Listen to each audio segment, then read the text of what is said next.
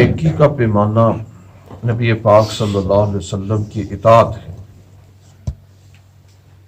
ہم مسلمانوں میں نیکی اس کو کہتے ہیں کہ جس کا حکم اللہ نے دیا اور رسول اللہ صلی اللہ علیہ وسلم نے امت کے سامنے کر کے دکھا دیا، وہ نیکی ہے۔ خود اپنی طرف سے کوئی راستہ اگر بندہ بنائے گا تو وہ نیکی نہیں ہے۔ ابھی بات ہو رہی ہے کہ سحری کھانے میں برکت ہے۔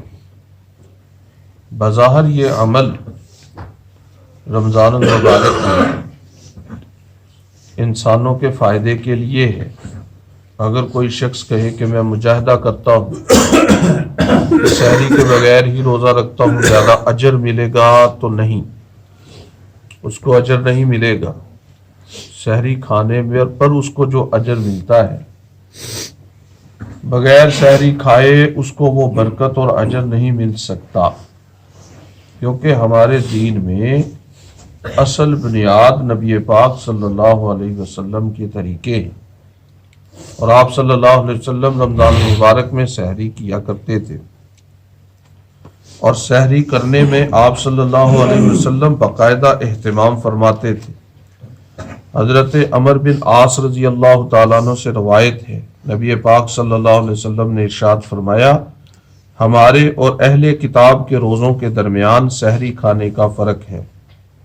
اہل کتاب سے مراد یہود و نصارہ ہیں کہ وہ بغیر سحری کیے روزہ رکھ لیتے تھے۔ ان کے ہاں شریعت میں یہ حکم تھا کہ جو آدمی سو گیا رات کو، بس اس کا روزہ شروع ہو گیا۔ ہمارے ہاں مسلمانوں میں جو آدمی سو گیا وہ صبح اٹھے، سحری کرے اور پھر روزے کا آغاز کرے گا، نہ کہ اس کے سونے سے پہلے روزے کا آغاز ہو جاتا ہے۔ یہود و نصارہ میں یہ بات موجود تھی۔ ابتدائی اسلام میں بھی یہی حکم تھا، مگر بعد میں سحری کھانا برکت اور فضیلت کی چیز اللہ کے ہاں بن گئی، اس لیے رسول اللہ صلی اللہ علیہ وسلم نے اس کا حکم دے دیا۔ اس لیے میرے عزیزو، تقوی حاصل ہوتا ہے اللہ کے پیارے نبی صلی اللہ علیہ وسلم کے طریقوں پر چل کر، اپنے طریقوں پر چل کر نہیں ہوتا۔ اپنی طرف سے کوئی بندہ کہے کہ میں تو بڑا نیک ہوں، سحری کرنے کی کیا ضرورت ہے، زیادہ اجر مل جائے گا، تو وہ زیادہ اجر نہیں ملے گا بلکہ نقصان ہوگا۔ حضور اقدس صلی اللہ علیہ وسلم، اللہ پاک ان پر کروڑوں درود و سلام ہو، اللہ کی جانب سے، مسلمانوں کی جانب سے ان کے حکم کے مطابق عمل کرے گا تو سنت بنے گا۔ حضرت علی بن عثمان رحمۃ اللہ علیہ الحجویری، المعروف داتا علی حجویری کے نام سے لاہور میں مشہور ہیں، 400 ہجری میں پیدا ہوئے غزنی شہر میں۔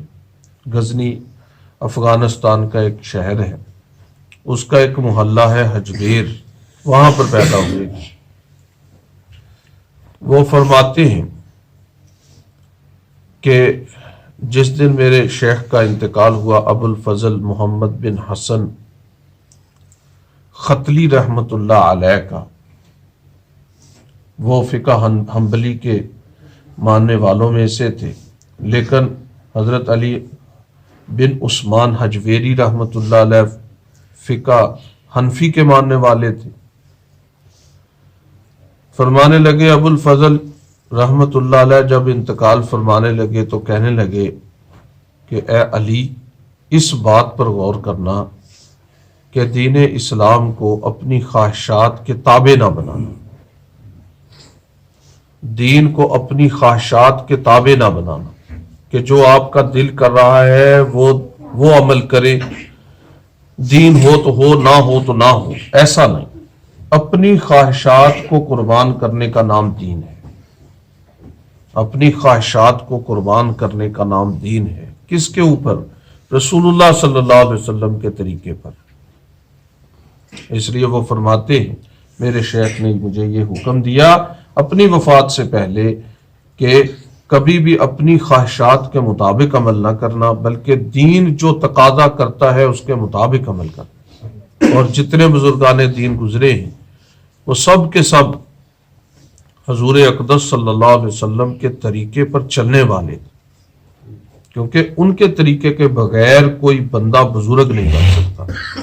ان کا ایک مشہور واقعہ ہے، ان کی ایک کتاب میں لکھا ہے کہ ایک دفعہ انہوں نے سر اپنا منڈایا ہوا تھا، استرے کے ساتھ بال صاف کروائے ہوئے تھے اور سفر کر رہے تھے کشتی پر، اور اس کشتی پر تقریباً کم و بیش 100 افراد سوار تھے، ان میں بچے بھی تھے، عورتیں بھی تھیں اور مرد بھی تھے۔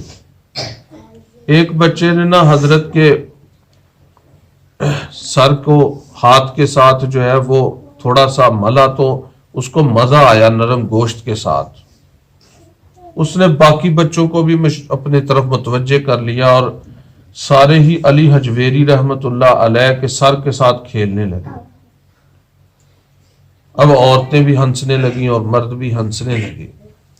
تو حضرت نے اس موقع پر دعا فرمائی کہ اے پروردگار، اس کشتی کے جتنے سوار ہیں ان سب کو ایسے ہی جنت میں ہمارے ساتھ جمع فرما دیں تاکہ ہم سب ہنستے رہیں۔ لکھا ہے کہ ان 100 افراد میں وہ بچے بھی تھے، بوڑھے بھی تھے، عورتیں بھی تھیں، مرد بھی تھے، ہر شخص مرنے سے پہلے اللہ کی ولایت کا ایک بہت بڑا ولی بن چکا تھا۔ مرنے سے پہلے اللہ پاک نے ان کو ولایت کا مقام دے دیا۔ بزرگان دین کی محنت، ان کے دراصل جو ان کے پاس ہتھیار تھا وہ رسول اللہ صلی اللہ علیہ وسلم کا طریقہ تھا۔ امت آج بھی آپ صلی اللہ علیہ وسلم کے طریقے پر آ جائے تو میرے عزیزوں باطل کو وہ ہرا سکتے ہیں، حق کو غالب کر سکتے ہیں۔ اللہ پاک عمل کی توفیق عطا فرمائے۔ بسم اللہ الرحمن، جی بعد میں کر لیں گا۔ بسم اللہ الرحمن الرحیم، الحمدللہ اللہم صلی علی سیدنا و مولانا محمد وعلی آلہ وصحبہ۔ ربنا آتنا فی الدنیا حسنۃ وفی الآخرۃ حسنۃ وقنا عذاب النار۔ حسبنا اللہ ونعم الوکیل، نعم المولا ونعم النصیر۔ وصلی اللہ تعالی علی خیر خلقہ محمد وعلی آلہ واصحابہ اجمعین برحمتک یا ارحم الراحمین، آمین آمین۔